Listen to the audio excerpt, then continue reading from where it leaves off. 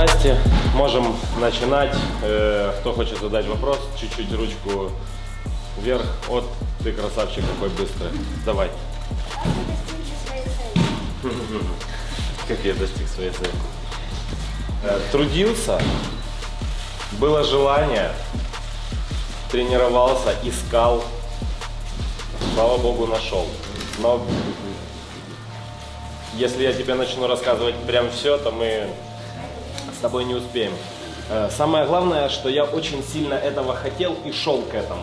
Мне было сложно, я бросал, возвращался, учился, смотрел, находил какие-то вещи, которые будут заставлять меня это делать, мотивацию, да, и вот, слава богу, получилось. Не было определенно одной трудности, с которой можно было бы столкнуться, потому что они совокупно все собирали какие-то сложности. Я думаю, что вот эту концентрацию всех 12 раундов выдержать, это нелегко, но это возможно.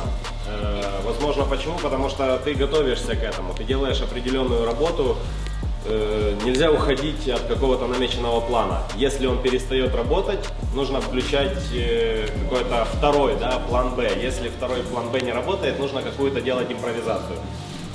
Но план А он работал, потому что он нарабатывался. Если ты постоянно делаешь до автоматизма, у тебя это будет получаться.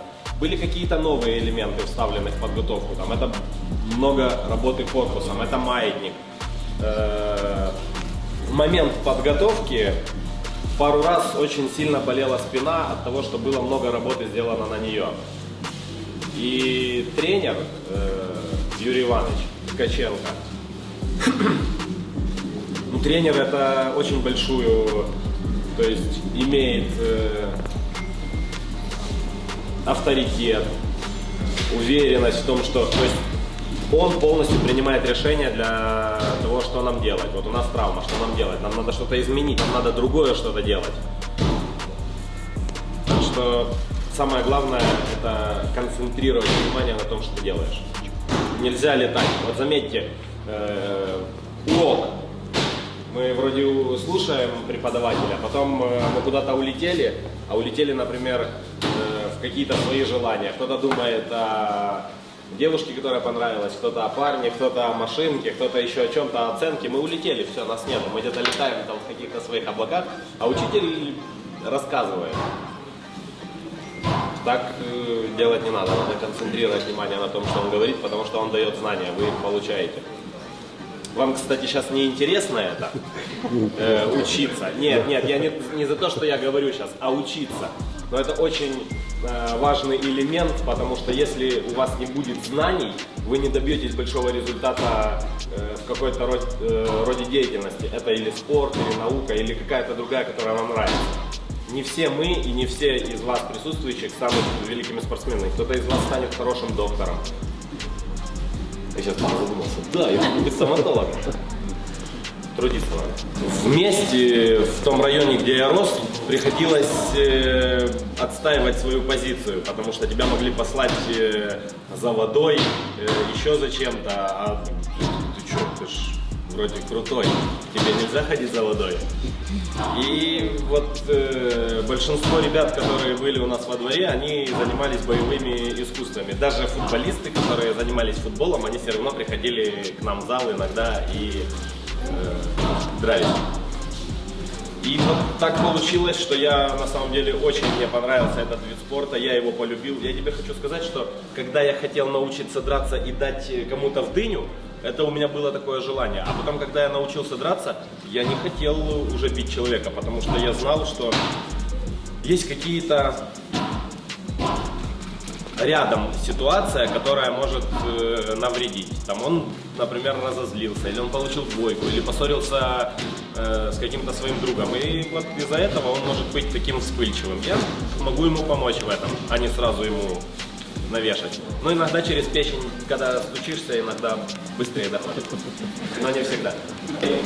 Все боевые виды спорта, я так считаю, это мое мнение, не должны будить в вас агрессию. без какую-то бессмысленную агрессию. То есть, да, я там выступаю в UFC, все, я дикарь, там, или я в боксе, я там отбитый, я буду. Это все глупости, это все предрассудки. Самое главное, что вами должно двигать, это выполнение ваших тех наработок, которые вы делаете, ваши навыки. Вы тренируетесь не для того, чтобы кого-то побить, а для того, чтобы быть в соревнованиях выше, для того, чтобы внутри себя убить слабака и неуверенного в себе человека. Не для того, чтобы быть крутым, а для того, чтобы просто жить круто. Ходить, заниматься своим любимым делом, создавать семью, трудиться, развиваться. Самое главное в боксе – это ноги. Ноги приносят к победам и уносят от поражений. Надо двигаться. Не стоять после своего действия, когда вы бьете, обязательно делать защиту. Ходить в сторону, разрывать, а просто ударить и стоять, ждать, пока вам в ответ дадут, этого нельзя делать. Ни в боксе, ни в UFC, нигде. Даже на улице.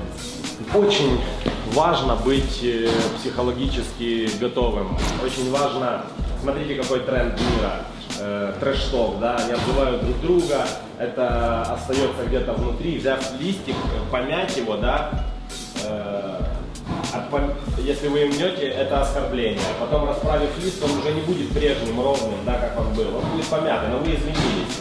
Вроде бы изменились, но все равно он помятый. Момент такой, что конкретно мое мнение, это просто глупость и хайп, он не может чем-то другим завлечь.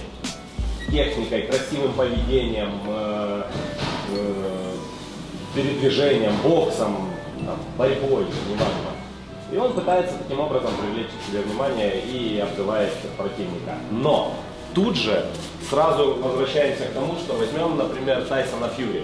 Он это все специально говорит для того, чтобы как-то дезориентировать своего оппонента, чтобы оппонент думал не о бое и не о своей подготовке, а думал о том, как он его обзывал, там, тот не видит границ, да, вообще мы иногда смотрим, спортсмены не видят границ в обзывании, то есть это грязь, которая не приведет. И чаще всего, может быть не сразу, но житие такая штука, что рано или поздно вы будете отвечать за длинную жизнь. Наверное, не было, значит будет. Будет, будем трудиться, будем добиваться результатов. На самом деле, мне кажется, что вот все, что происходит с людьми, которых помнят даже после их ухода, это все понятно, что это их работа, но люди помнят по каким-то причинам. Не потому, что он там только выиграл. Много есть факторов, которые заставляют людей помнить о спортсменах, о каких-то выдающихся людях в сфере литературы или еще где-то. Я думаю, что вот Всевышний так дает, что остается, или они делают то, что остается, о чем говорят. Конечно, этого хочется, ты делаешь это, трудишься. Когда-то не получается, ты ни в коем случае не должен сдаваться, ты должен опять идти и идти, потому что нам иногда остается шаг до того, чтобы получилось, а мы разворачиваемся и убегаем. На каждый день у меня самый сложный бой со мной. Даже утром просыпаясь, я думаю, так, поспать еще или вставать. Пойти сегодня на тренировку или не пойти? Покушать мне какой-то запрещенной еды или не покушать? И каждый день я с собой борюсь. Самый оппонент такой сложный — это мы сами, потому что шансы равны. Шансы равны, и ты борешься за что-то. Вот знаешь, у меня иногда такая борьба, я вот думаю, на сборах лежу, у меня там есть час времени и 3 варианта: поспать, поиграть там в телефоне или еще где-то, или почитать.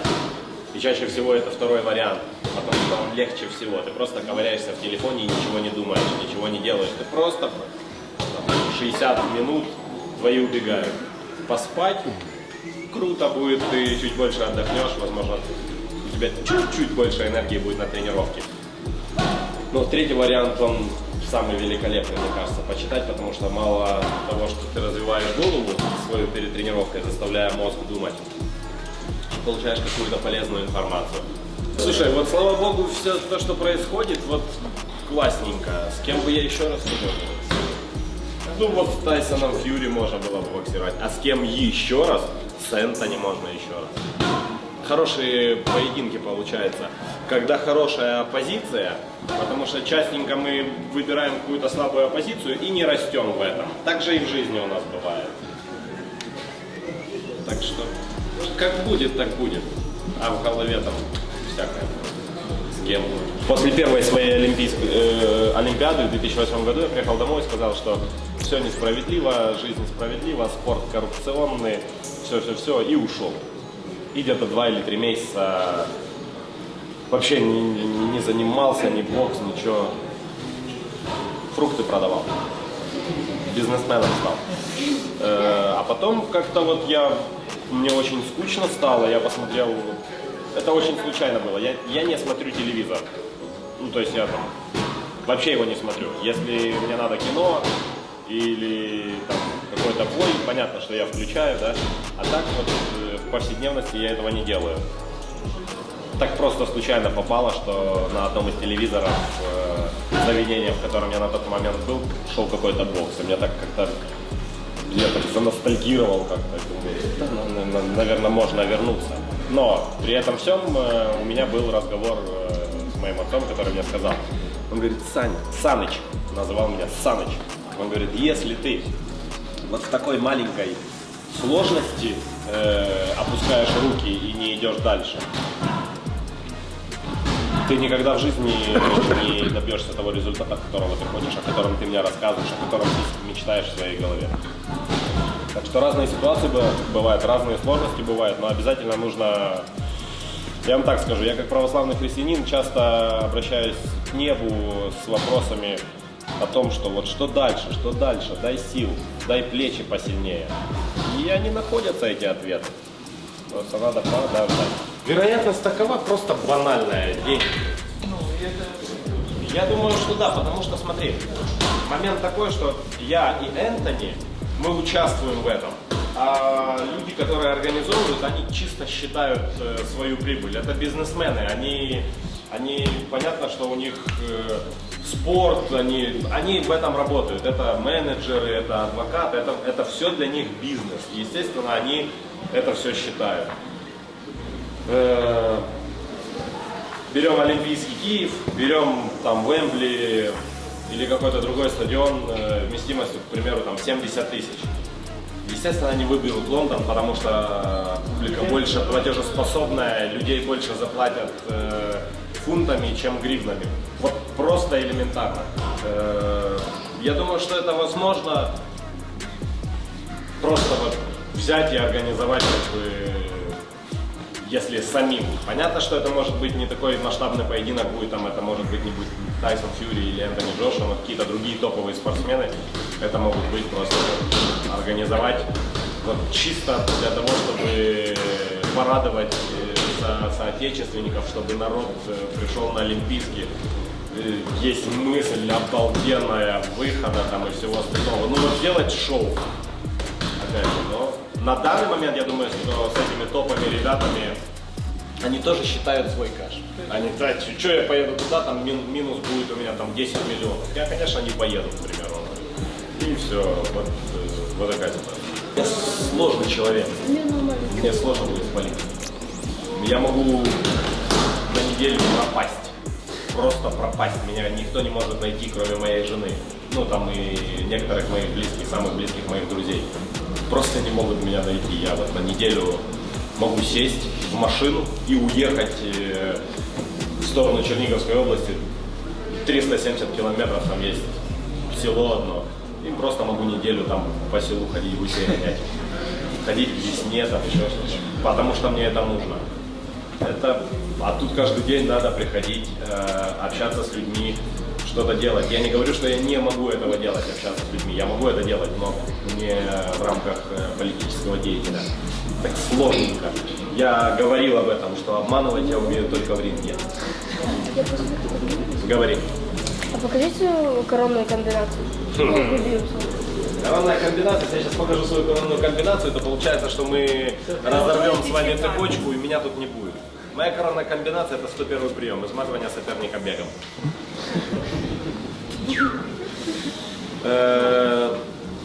Я часто работаю джебом.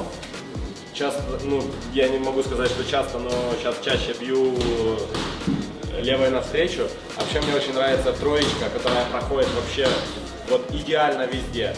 Если оппонент, иди сюда. Становись стойко. Опа, левшачок. Она в тебя так зашла, смотри.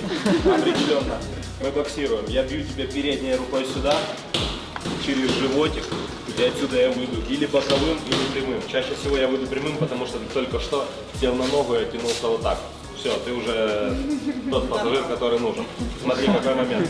То есть вот здесь я на тебя, например, атакую. Ты просто нажимаешь подбородок и быстро выкидываешь тройку. Не разрывая. Не раз, два, три. А быстро выкидываешь тройку, не разрывая. То есть ты пробил. Отсюда ты встретил в живот, пошел, и отсюда ты вышел. Все, у тебя комбинация закрыта. То есть ты лицо, все, и он вышел. Чтобы агрессия человеческая куда-то исчезла. Просто. И все. Ты такой идешь, и чувака толкаешь, а он так отпрыгивает от тебя и говорит, ну извини. И пошел вот так вот довольный дальше. Это, кстати, очень сильно работает. Я так проверял. Ну, он так поворачивается, ну, толкает меня, а я ему говорю, извините, и ухожу. И ты так чуть поворачиваешься, и человек, он опешен, как это так? Он же вроде только что, а перед ним еще и извинились.